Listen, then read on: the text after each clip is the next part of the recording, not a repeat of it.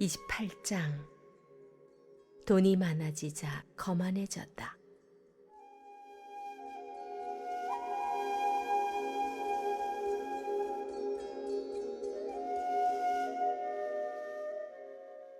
하나님의 메시지가 내게 임했다.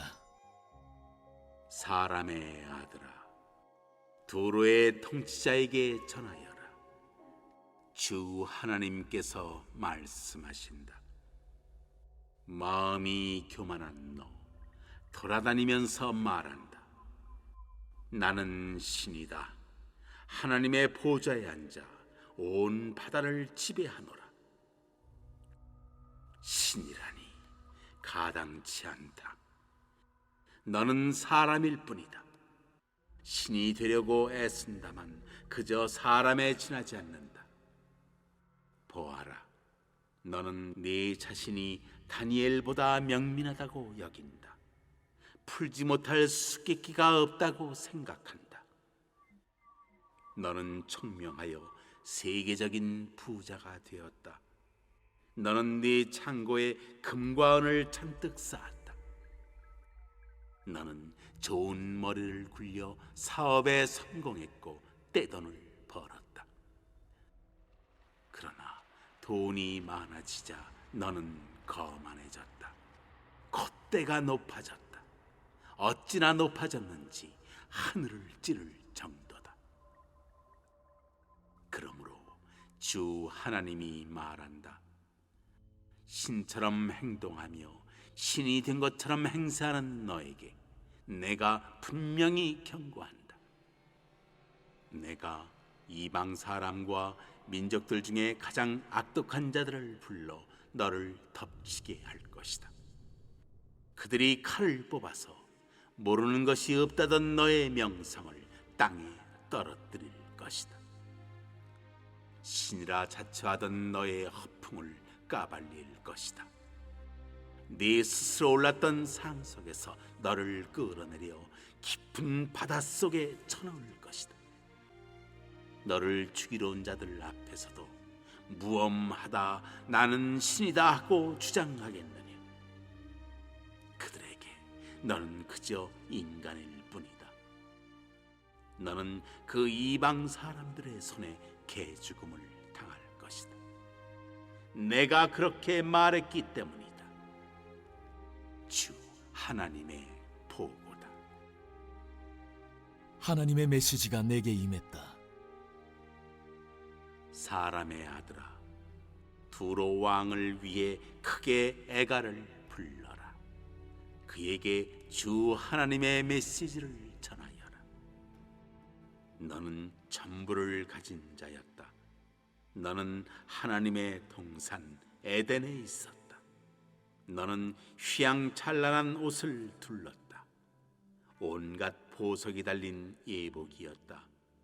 홍옥수, 감람석, 월장석, 녹주석, 얼룩만호, 펴곡, 청보석, 터키석, 취옥이 세공한 금태에 매달려 있었다. 네가 창조된 그날 너를 위해 준비된 예복이었다.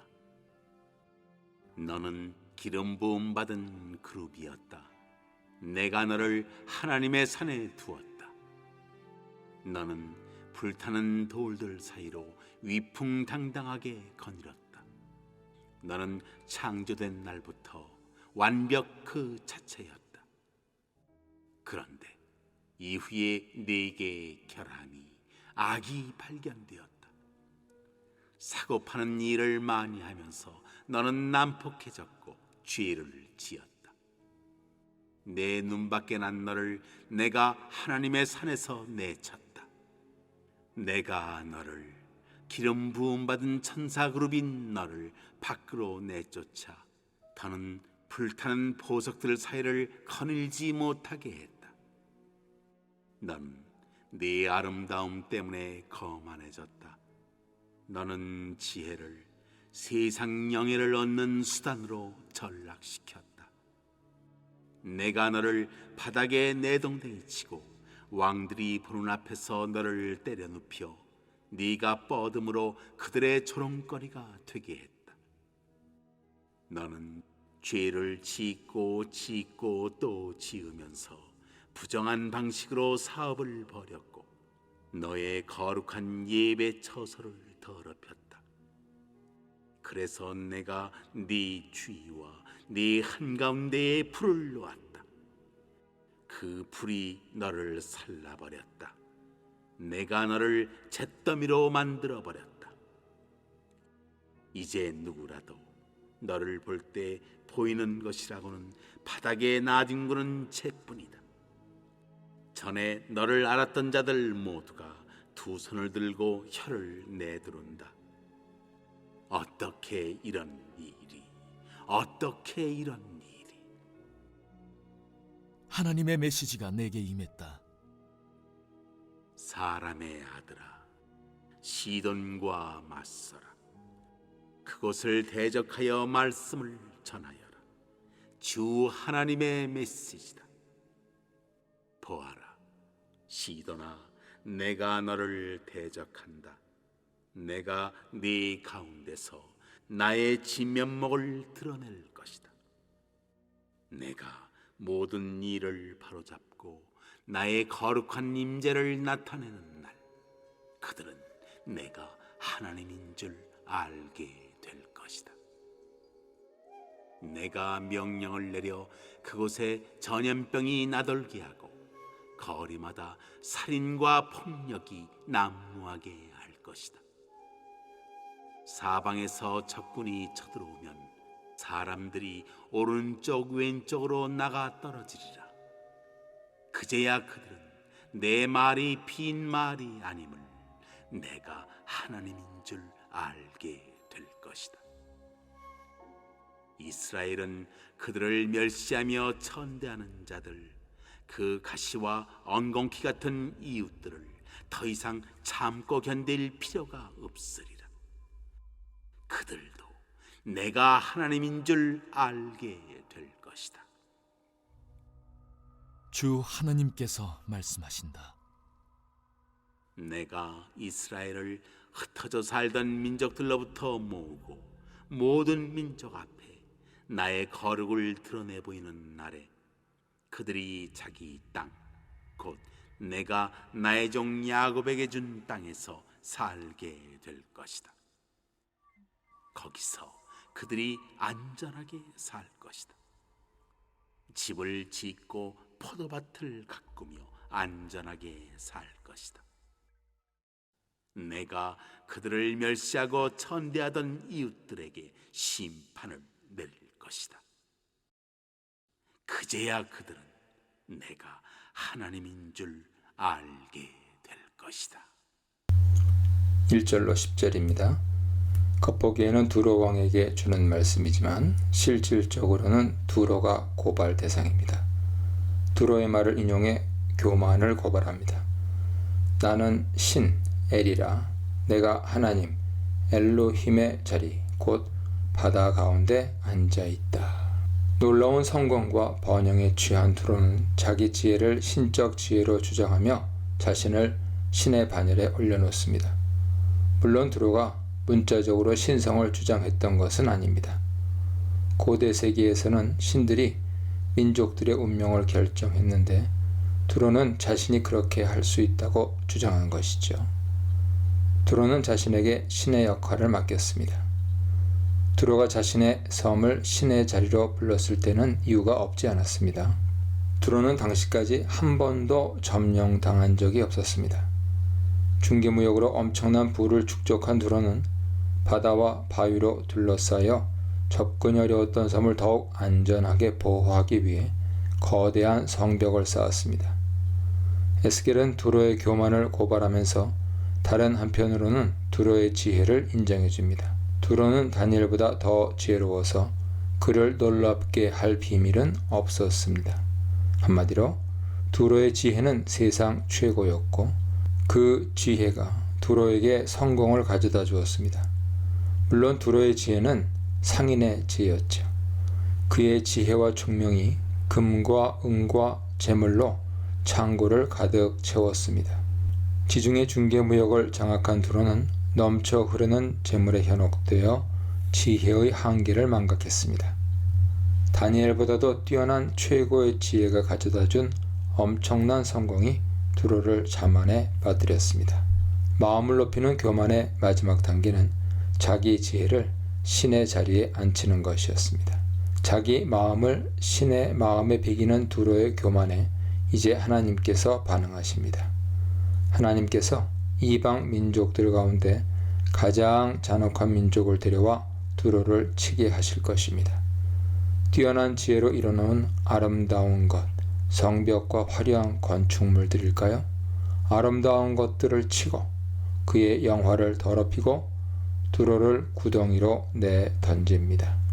두로의 주거지가 산자들의 땅에서 죽은 자들이 가는 땅 깊은 곳, 예로부터 황폐한 곳으로 옮겨집니다. 동풍을 만난 배가 바다 한가운데서 침몰하듯이 바다 가운데 있다고 안전을 자신하던 두로가 바다 가운데서 죽임당합니다. 죽임을 당한 자의 죽음, 살해당한 자의 죽음은 칼에 맞아 죽은 자의 죽음으로 두로가 전쟁에서 처참하게 멸망할 것을 시사해 줍니다. 마지막 순간에 두로가 자랑하던 지혜의 정체가 폭로됩니다. 두로를 영화롭게 해준 지혜가 실로 신적 지혜라면 멸망으로부터 구해 주어야 합니다. 적들이 성벽을 무너뜨리고 들어와 거리를 내달리며 칼로 주민들을 죽일 때에야 두로는 자신이 신이 아닌 사람, 아담임을 깨닫게 됩니다. 피조물에 불과한 사람이 신이 될 수는 없습니다. 흙으로 지음을 받은 사람의 지혜는 그를 지으신 하나님의 지혜에 비견될 수 없습니다. 두로는 이방인의 손에 넘겨져 할례받지 않은 자의 죽음을 맞습니다. 지혜와 총명을 자랑하던 두로가 가장 수치스러운 죽음에 떨어집니다. 11절로 19절입니다. 두로 왕은 완전한 도장으로 지혜와 아름다움에서 완벽한 존재로 창조돼 하나님의 동산 에덴에 살았습니다. 지음을 받는 날에 그를 아름답고 화려하게 꾸며줄 온갖 보석들도 함께 마련되었습니다. 하나님은 그를 완벽하게 창조하시고 값비싼 귀금속으로 화려하게 꾸며주셨습니다. 사용된 표현들에 특별한 의미가 담겨 있는지는 불분명합니다. 단순히 두로 왕의 완벽한 아름다움을 묘사하는 표현일 수 있습니다. 때로는 완전한 도장과 지혜와 아름다움에서 왕적 자질을 9개의 보석들에서 제사장의 의복을 읽어내기도 합니다. 그뿐만이 아니었습니다. 하나님은 그를 기름 부음을 받고 지키는 그룹으로 임명해 하나님의 성산에 살면서 불타는 돌들 사이를 거닐게 해주셨습니다. 불타는 돌들은 여기에만 나오는 표현이죠. 하나님의 성산도 특별한 표현으로 에스겔 시대에는 예루살렘 성전이 있는 시온산을 가리켰습니다. 완벽했던 두로 왕이 하나님께서 주신 아름다움과 지혜를 악하게 사용하다가 그분의 산에서 추방당했습니다. 15절에 네 모든 길에서 완전하더니는 하나님의 산에서 추방당하기 이전 상태를 문학적으로 표현한 것입니다. 처음에 완전한 창조와 그에 따른 완전한 삶, 먼 과거의 완전한 삶이죠. 이후의 타락과 그에 따른 완전한 파멸, 현재죠. 완전한 삶과 완전한 파멸이 대조됩니다. 두로는 충만한 지혜를 이득만 좇는 상인의 탐욕스러운 지혜로 만들었습니다. 그는 재물을 위해서라면 폭력도 마다하지 않다가 마침내 하나님의 산에서 쫓겨나 땅바닥에 내던져짐 당합니다. 하나님에 의해 멸망의 심판에 떨어진 두로 왕은 세상 왕들의 구경거리가 됩니다. 네 가운데에 강포가 가득하다고 고발을 당한 두로가 네 가운데서 나오는 불에 타버려 죄가 됩니다. 죄가 저질러지고 있는 곳에서 심판의 불이 나와서 죄를 범한 자를 태워버립니다. 멸망은 죄에 대한 하나님의 징벌임과 동시에 죄의 열매이기도 하죠. 지혜와 아름다움을 자랑하던 두로의 철저한 멸망에 민족들이 두려움과 공포에 사로잡혀 질겁합니다. 20절로 24절입니다. 여호와께서 대적이 되셔서 시돈에 벌을 내려 당신 영광을 드러내실 때 시돈은 징계 가운데 나타난 그분의 거룩하심을 보고 그분의 능력을 인정하게 될 것입니다. 여호와의 거룩하심과 그분의 심판 의지가 서로 연결됩니다. 여호와께서 시돈을 징계하시려고 준비하신 심판은 전염병과 칼, 곧 전쟁입니다. 전쟁으로 폐허가 된 후에야 시돈은 여호와의 능력을 인정하게 됩니다. 시돈이 여호와의 심판을 받아 멸망에 떨어지는 이유는 24절에서 간접적으로 제시되는데, 이 절은 시돈의 예언뿐만 아니라 앞에 나오는 다른 예언들의 종결부에 해당합니다. 시돈 역시 유다를 멸시했기에 심판이 선고되었습니다. 다른 한편으로 24절은 유다 주변 나라들에 대한 예언을 애굽에 대한 예언으로부터 구별해 주기도 합니다. 앞에 언급된 나라들과 달리 애굽은 유다의 멸망을 조롱하지 않았습니다. 애굽이 멸망에 떨어지는 원인은 다른 데 있었습니다. 유다를 오도해 헛된 소망을 품게 하고 두로처럼 교만하게 굴었기 때문입니다. 24절은 민족들의 심판이 이스라엘의 구원을 가져다 줄 것을 함축적으로 보여줍니다. 25, 26절입니다. 여호와께서 한편으로는 유다의 멸망을 조롱한 민족들의 심판을 통해, 다른 한편으로는 이스라엘의 회복을 통해 당신께서 민족들의 운명과 역사를 지배하시는 분임을 분명하게 과시하십니다. 그분께서 민족들 가운데 흩어진 당신 백성 이스라엘을 고향 땅으로 모아들여서 야곱에게 준 땅에서 다시 살게 하실 것입니다. 민족들이 보는 앞에서 유배민들을 통해 당신의 거룩함을 드러내실 것입니다. 다시금 그분의 능력, 이스라엘의 구원과 그분의 거룩함이 연결됩니다. 귀양민들이 집을 짓고 포도원을 가꾸고 평안히 살 때 조롱하던 자들과 조롱받던 자들의 운명이 역전될 때 이스라엘은 하나님의 능력과 절대 주권을 인정하게 됩니다. 두로 심판, 시돈 심판, 이스라엘 회복에 대해 묵상해 보시기 바랍니다.